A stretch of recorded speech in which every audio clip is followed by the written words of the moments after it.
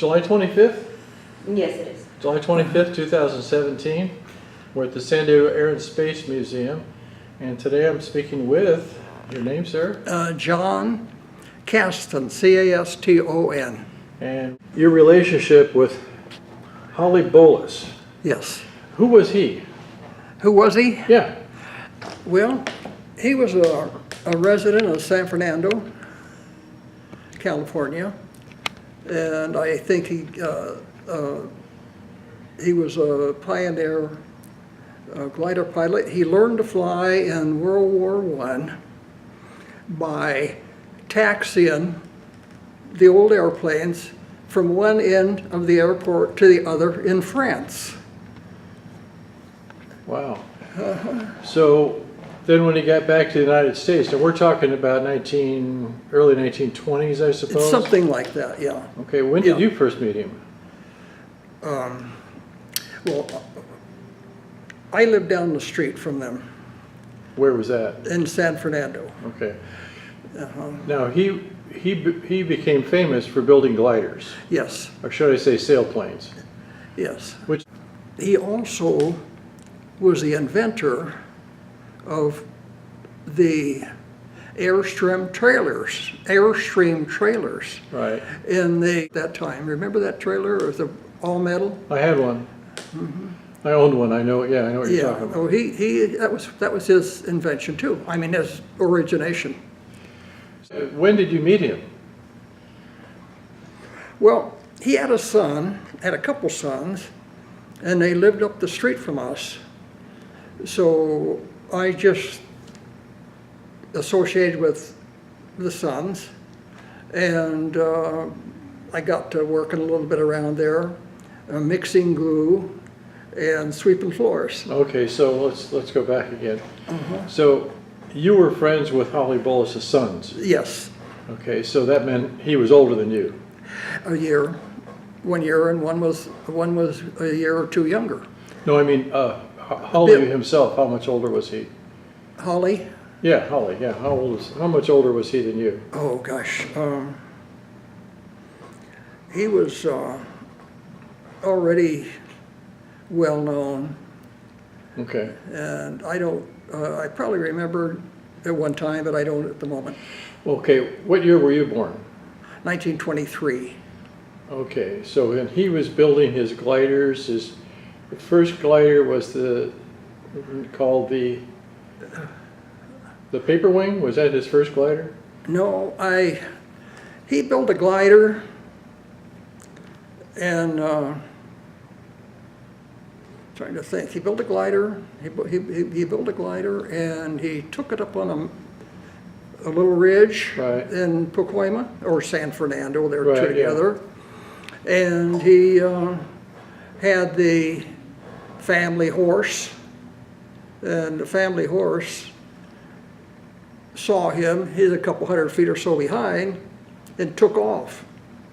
In his first flight, that was his first flight with a glider, and he hit the ground, and he was laying out there kind of half dazed and thinking, well, I wonder if I'm going to survive this accident. But of course, he wasn't really injured. In those days when you had an accident, anything could happen. But that was that. Okay, so now you met his sons, and he was building gliders at that time. Yes, and that was I think that was maybe in '37. He sent a glider to Elmira, New York. You know Elmira? I know the name, yeah. And that was where the Glider Association first started kind of having meets and stuff like that. And we had a glider meet in Arvin, California, about a year or two later, in 38, 39. So, okay, now let's see. Now you would have been 20, so by 38 you were 15 years old. I was about that. Okay, so you were basically just sort of the helper guy to help make the airplanes, I guess. Yeah, I did the towing. Okay, but you were talking about gluing them together. Where was that done? Gluing them. He sent a glider to Elmira. No. Where was this? Did he have a shop or a building where he was building gliders? I was sweeping the floors most of the time. Yeah, but where was it? San Fernando. So he had a building where he was building He gliders? did. Uh-huh. Okay. Yeah, he did. So then they sent a glider to Elmira for a competition. Yes. Do you remember who flew it? What? Who was? Who was the pilot? Trying to think who was the pilot.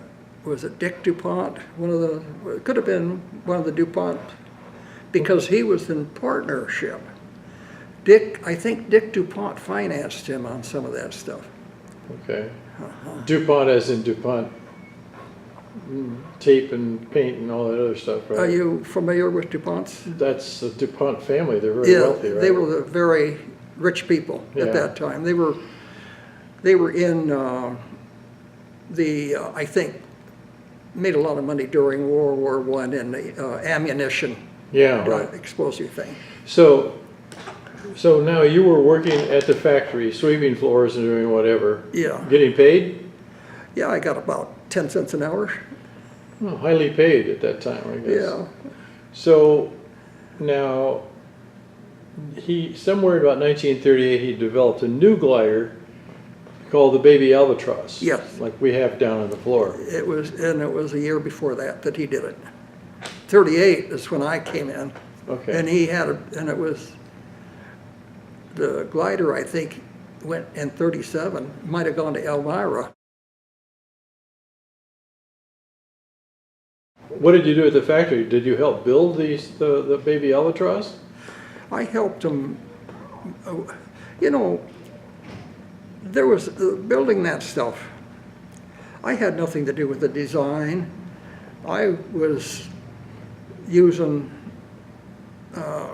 things like, I'm trying to think about it, little staplers, and we would glue and staple stuff on, and then we would sand it off, and then they would put some varnish on it, clear varnish and that kind of stuff. And I was involved with that kind of stuff. So the fuselage is some sort of molded plywood. It was later, but the one at first wasn't. Okay. Well, when they molded the plywood, how did they do it? Well, they built, let me think for a second.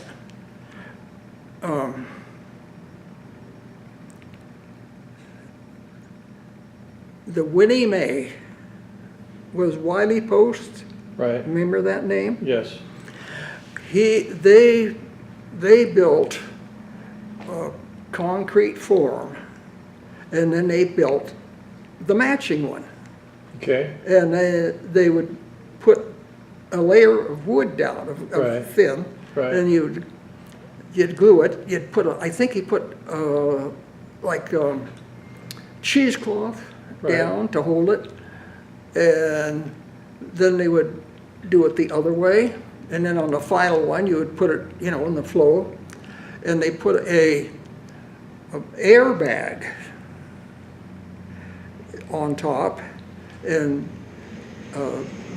they would put a kind of a thing to hold the airbag down, and they put some air in there and push that thing down. Made a molded fuselage. So what they did is use thin pieces of wood. Yes. Almost like a laminate, real laminate, and then glued it and then pressed it together. Yeah, and that was first done on, I think, Wiley Post's airplane. Okay. Yeah, you remember that name? Oh yeah. Okay, I think he might have done the first one. Well, how about that? Yeah. Because so when you were putting the airplanes together, you already had the fuselage, and then the wings were spars, right? Yes. And now how do they mount? Because on the Baby Albatross, it has a big aluminum tube that goes back to the tail. What was inside the tube? Well, just the controls. I mean the wires. Okay. And so you were involved in putting that together? The FAA or the CAA or whatever they were called in those days. CAA, yeah. They were fighting with him that all the time about that, because he had some things where he had to make a 90-degree turn. Right. And, they were concerned about pulling the stuff together, pulling it out. Right. But he had a pendulum type elevator. It was like that. And they had a problem with that a little bit too. Well, didn't they have problems with them being kind of jerky to fly because the elevator would stick? Well, that was that was the argument that the CAA or FAA had with him. And I remember the guy's name, it was Brewster or something like that. And he was kind of, against Hawley and his elevator. And well, didn't they put springs on it to hold it in position? they did. Yeah. They did. They did a. I think they did a elastic, a stretchable rope. Yeah. Right. And that was supposed to, mitigate that somewhat. Yeah. Well, I've read it. What I read, it's over here somewhere. They read that it would stick, and they needed to move the hinge point, but then they finally worked it out so it worked. Yeah. Well, of course, it was a floor. In other words, the front part was smaller than the, Right. and it had a tendency when it's flying to stay stable. Right. Did you ever fly one? I flew in them. Not the baby albatross. He built a two-place. Oh, he did? Yeah. And I flew in the two-place Now, where was that? in Arvin, California, Now, where is Arvin, California? near Bakersfield. Okay. It's between Bakersfield and Tehachapi. And You got the good mountain air lifts. there was a kind of a nice ridge there for going around, Right. and on the top of it behind was a field. And once you get on this side, you get the prevailing wind, Right. and you could do some slope flying. Right. And I was up there with in fact, there's pictures somewhere with a fellow by the name of Don Stevens. And Don was a Hollywood kind of show-off guy. He liked to be down in the area where the people were in Hollywood, and he was kind of that kind of guy. And so, but Don was a pretty good pilot. I flew with him, and there was a picture somewhere, and I gave it to the museum about that area, take a picture of what, and it has a picture of me and I think Don and Hawley and somebody else. So now, what year would that have been? 1938, 39. Okay, so now let's kind of move forward a little bit. Hawley died in the 50s, didn't he? Early 50s? Let me think. He had a heart attack, and he was putting he made a sailboat, and he was putting it in the water, I think, in San Pedro or somewhere, and he had a heart attack. So he was a very creative guy. Very what? He was very creative, in other words. He was always inventing things. Oh yeah, yeah. He was a kind of original thinker, and he worked for Howard Hughes. He did? Exactly. That's one thing you probably didn't know. No, I don't. Yeah. Yeah. What did he do for Hughes? He was the head of Howard Hughes made him the head guy of his kind of innovation stuff, and he worked for Howard Hughes, and I'm the guy who told him to go down and get the job. What year was that? Oh, I don't know, 38 or something like that. I don't remember. I was reading in the paper that Howard Hughes was hiring mold makers. You know what a mold maker, kind of, Yeah, you sure. work the other thing backward. You got to think backwards to do Yeah, it. right. And I says, I read that Howard Hughes was hiring somebody for their mold making shop. So he went down and got the job, and he ended up running it. He was the guy who was. So overall, do you have any idea how many paper wing airplanes were built? The what? The paper wing. How many they built of that airplane? I only know. I only heard of one. Really? And then the baby Albatross was sold to another company in the 40s, 42, 43, somewhere in there. I think that some other company took over Yeah, because they were making kits, right. and some other company take over. I used to make the ribs for those kits. Oh, is that right? Where was that? Right there in Pacoima, San Fernando. Now there's a connection with San Diego with Bowlus. I mean, what is that? Did he live here in San Diego? He did at that time because he was working for something called Ryan Mahoney. You know that name? Well, that'd be Ryan Aircraft, I think. Yeah. Yeah. And so he was associated with them. So he moved around a lot apparently as a designer. Well,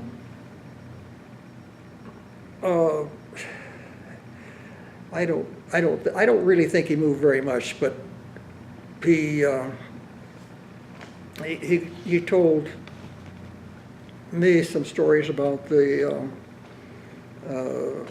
Lindbergh's airplane, that they had a problem. Which airplane was that? Spirit of St. Louis. Okay. Was he involved in that airplane?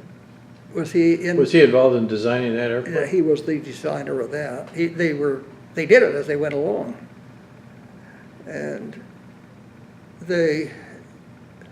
he said Corrigan. Remember that name? Yeah. Wrong-Way Corrigan. Right, yeah. Yeah, he was kind of around there, but he didn't have anything to do with Bowlus. But he So was. Bowlus worked for Ryan Aircraft in 1927 because they took basically a standard airplane and they changed it, added fuel to it, made the tail smaller. They did a lot of things to a standard airplane. Yes, they did. And we have the standard airplane downstairs, plus we have the model of the Spirit of St. Louis. So he works there. Then after he works there, then he does his own airplanes for a while. Apparently, didn't make a lot of money at it, I would guess. As a glider. Yeah, the glider. He probably was not a commercial success. It was not. Okay. I built a lot of the ribs. Okay. And so now 1940 rolls around. Where were you living in 1940? I was there with them. In Pacoima. And when 1942, I graduated out of high school. And I went into the Navy and eventually became a Navy pilot. Oh, you did? What'd you fly? TBMs, a torpedo bomber, and I made 14 landings on a carrier. When you got out of the Navy, it was like late 1945. So what'd you do then? Well, I went to work. I went back to, I think, Hawley Bowlus, working at Hawley's. Where was he then? And I just built ribs. We were putting out a glider kit. Remember the baby Albatross? Yeah. And they put out the baby Albatross glider kit. Right. And it was $385 Yeah, or something like that. Cheap, yeah. Well, I was making ribs. Okay. So you went from being a Navy pilot, then back to work to what you were doing just before you went into the Navy. Yeah. Oh, man. Well, the Bowlus company, though, I thought it ceased to exist. I thought another company bought them.